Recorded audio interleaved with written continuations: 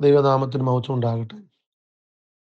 ഇന്ന് പ്രഭാതത്തിൽ ദൈവജനവുമായി സംസാരിക്കാൻ പരിശുദ്ധാത്മാവിന്റെ ഹൃദയത്തിൽ നിന്ന് സംഗീ ഒരു വാക്യം സങ്കീർത്തനം 119 വാക്യമാണ്. നിന്റെ പ്രമാണങ്ങളുടെ വഴി എന്നെ ഗ്രഹിപ്പിക്കണമേ. ദൈവമക്കളെ, ഇന്നലെ നമ്മൾ ചിന്തിച്ചത് ദാവീദിന്റെ ഒരു പ്രാർത്ഥന വാക്ക് എന്നെ പഠിപ്പിക്കണമേ എന്നുള്ളതായിരുന്നു.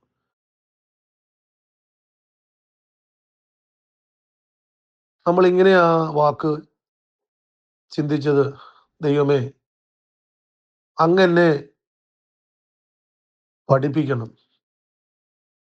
ഈ ഭൂമിയിൽ എനിക്ക് ഒത്തിരി കാര്യങ്ങൾ അറിയില്ല, എന്നെ പഠിപ്പിക്കണമേ എന്ന് ദൈവത്തോട് പ്രാർത്ഥിച്ചു. ഒരു നല്ല ദൈവദാസനാകാൻ, ഒരു നല്ല ഇടയനാകാൻ,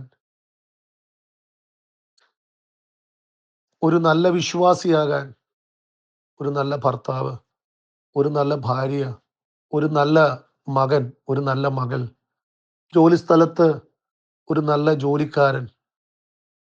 പ്രൈസ് ലോർഡ്, ഹല്ലേലൂയ. ദൈവമക്കളെ, ഒരു നല്ല അയൽവക്കക്കാരനാകാൻ, ഒരു നല്ല സമൂഹത്തിൽ ഒരു നല്ല ഹല്ലേലൂയ സ്തോത്രം വ്യക്തിയായി തീരാൻ എന്നെ പഠിപ്പിക്കണമേ എന്ന് ഇന്നലത്തെ ധ്യാന ചിന്തയിൽ നമ്മൾ പ്രാർത്ഥിക്കുവാൻ തക്കോണമിടയായി തീർന്നു. എന്നാൽ ഇന്ന് എൻ്റെ ചിന്തയ്ക്കായി പരിശുദ്ധാത്മ ഹൃദയത്തിൽ തന്നത് എന്നെ ഗ്രഹിപ്പിക്കണമേ എന്നുള്ളത്. ഗ്രഹിപ്പിക്കണം. പലതും നമ്മൾ ഗ്രഹിക്കുന്നില്ല എന്നുള്ളതാണ് നമ്മുടെ ജീവിതത്തിൽ സങ്കടങ്ങളും ദുഃഖങ്ങളും ഭാരങ്ങളും നിരാശകളും ഒക്കെ ഇന്നും പേറിക്കൊണ്ട് നടക്കുന്നതിന്റെ കാരണം പലതും ഗ്രഹിക്കുന്നില്ല എന്നുള്ളത്. എന്നാൽ ഇന്ന് പകൽക്കാലം നമുക്ക് പ്രാർത്ഥിക്കാം, കർത്താവേ, എന്നെ ചിലതൊന്ന് ഗ്രഹിപ്പിക്കണമേ എന്ന് നമുക്ക് പ്രാർത്ഥിക്കാം. 73 സങ്കീർത്തനം ആസാഫിന്റെ ഒരു സങ്കീർത്തനമാണ്. ആസാഫ് അതിൽ 16 വാക്യത്തിൽ ഇങ്ങനെ പറയുന്നു, ഞാനിത് ഗ്രഹിക്കുവാൻ നിരൂപിച്ചപ്പോൾ എനിക്ക് പ്രയാസമായി തോന്നി. എന്ന് വെച്ചാൽ 2 തൊട്ട് 14 വരെയുള്ള വാക്യങ്ങൾ അദ്ദേഹം പറഞ്ഞതൊക്കെ തനിക്ക് ഗ്രഹിക്കുവാൻ ചിലത് കഴിഞ്ഞില്ല എന്നുള്ളത്. ദുഷ്ടൻ അഭിവൃദ്ധി പ്രാപിക്കുന്നു, നീതിമാൻ വേദനയിലും കഷ്ടതയിലൂടെയും പോകുന്നു. ഇത് തനിക്ക് ഗ്രഹിക്കാൻ പറ്റിയില്ല. താൻ അതുകൊണ്ട് നിർത്തിയില്ല. ഗ്രഹിക്കാൻ കഴിയാതെ പോയത് കൊണ്ട് എന്ത് സംഭവിച്ചു എന്നത് ഇവിടെ കാണുന്നു. താൻ തൻ്റെ കാലുകൾ ഇടറി, താൻ വഴുതിപ്പോയി, അസൂയ ഉള്ള മനുഷ്യനായി മാറി, ഒരു ദൈവത്തിൽ നിന്ന് പുറകോട്ട് പോകുന്ന ഒരു പിന്മാറ്റക്കാരനായി താൻ തീർന്നു. എന്നാൽ അവിടെ കൊണ്ടൊരു ഫുൾ സ്റ്റോപ്പ് ഇട്ടില്ല. താൻ ദൈവത്തിന്റെ സന്നിധിയിൽ ചെന്ന് ദൈവത്തോട് പ്രാർത്ഥിച്ചപ്പോൾ ദൈവം അത് ഗ്രഹിപ്പിച്ചു കൊടുത്തു. ദൈവം അത് മനസ്സിലാക്കി കൊടുത്തു. ദൈവം അവന് അത് മനസ്സിലാക്കി കഴിഞ്ഞപ്പോൾ, അവനത് മനസ്സിലായി കിട്ടിക്കഴിഞ്ഞപ്പോൾ അവൻ സന്തോഷിക്കുകയാണ്. എന്താ അവൻ പറയുന്നത്? അവനെ ദൈവം ഗ്രഹിപ്പിച്ചത് ഒരു നീതിമാനെ ദൈവം കരത്തിൽ പിടിച്ചിരിക്കുന്നു എന്നതാണ്. ദൈവമക്കളെ, ഇന്ന് പകൽക്കാലം നാം ചെറുത് ഗ്രഹിക്കുമ്പോൾ ദൈവത്തെ സ്തുതിക്കുവാൻ തുടങ്ങും. നീതിമാൻ വേദനയിലായിരിക്കുമ്പോഴും അവന്റെ കരത്തിൽ ദൈവം പിടിച്ചിരിക്കുക. മാത്രമല്ല, അവനെ നിത്യതയിൽ എന്നേക്കും നിലനിൽക്കുന്ന അനുഗ്രഹത്തിൽ കൊണ്ടുപോകുകയാണ്. അവനെ ഈ ഭൂമിയിൽ കരത്തിൽ പിടിച്ച് ഓരോ ദിവസവും നടത്തി നടത്തി സ്വർഗത്തിൽ അവനെ എത്തിച്ച് ആ സന്തോഷത്തിൽ അവനെ ആക്കുകയാണ് എന്നത് താൻ ഗ്രഹിച്ചപ്പോൾ, പ്രൈസ് ദി ലോർഡ്, ദുഷ്ടൻ അവന്റെ അനുഗ്രഹം താൽക്കാലികമാണ്, അവൻ ഈ ഭൂമിയിൽ നശിക്കുന്നു, തകരുന്നു എന്നത് താൻ ഗ്രഹിച്ചപ്പോൾ തനിക്ക് ദൈവത്തോട് സ്നേഹവും തനിക്ക് പ്രത്യാശയും സന്തോഷവും ഒക്കെ ആ സങ്കീർത്തനങ്ങൾ നമ്മളോട് പങ്കുവെക്കുന്നതായിട്ട് കാണാം.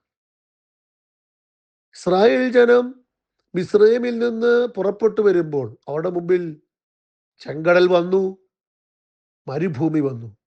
ചോദ്യം, എന്തിന് ചെങ്കടൽ, എന്തിനു മരുഭൂമി? ഫെലിസ്ത്യ ദേശത്തുകൂടി ഒരു 3-4 ദിവസം കൊണ്ട്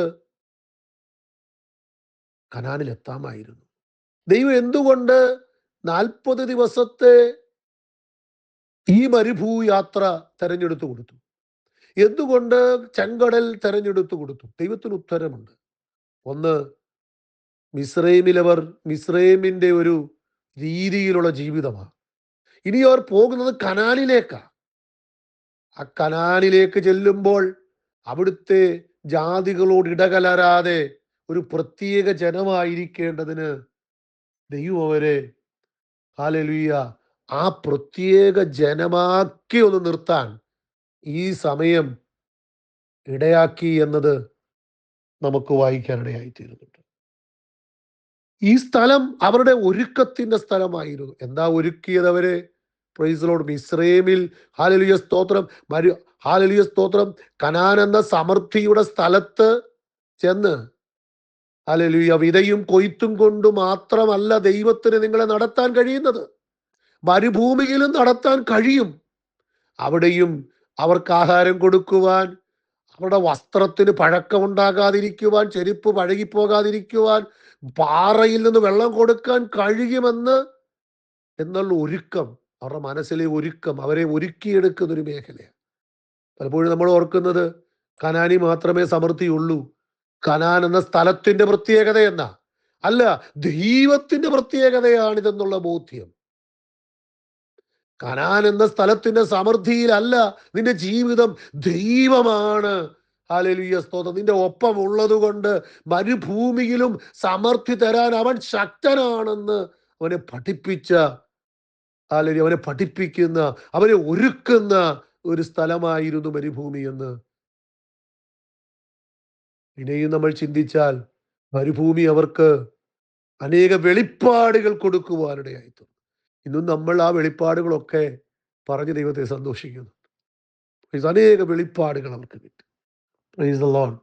2 കൊരിന്ത്യർ 12:8 പൗലോസിന്റെ ജീവിതത്തിൽ ഒരു രോഗം വന്നു. ഒരു രോഗം തുടർമാനമായി തന്നെ ബുദ്ധിമുട്ടിക്കുന്നു. താൻ ദൈവത്തോട് ചോദിക്കുന്നു. ദൈവം അവനെ ബോധ്യപ്പെടുത്തി, അല്ലെങ്കിൽ വെളിപ്പാടിന്റെ ആധിക്യം നിമിത്തം നിഗളിക്കാതിരിക്കാനായി രോഗമെന്ന്. താനത് ഗ്രഹിച്ചു കഴിഞ്ഞപ്പോൾ തനിക്ക് പിന്നെ ഒരു പ്രശ്നവുമില്ല. പിന്നീട് ആ രോഗത്തെക്കുറിച്ച് പൗലോസ് ദൈവത്തോട് അപേക്ഷിക്കുന്നില്ല. ദൈവമക്കളെ, ഇന്ന് ചിലതൊക്കെ ഗ്രഹിക്കാൻ കഴിയാത്തതാ നമ്മുടെ ജീവിതത്തിന്റെ പ്രശ്നം.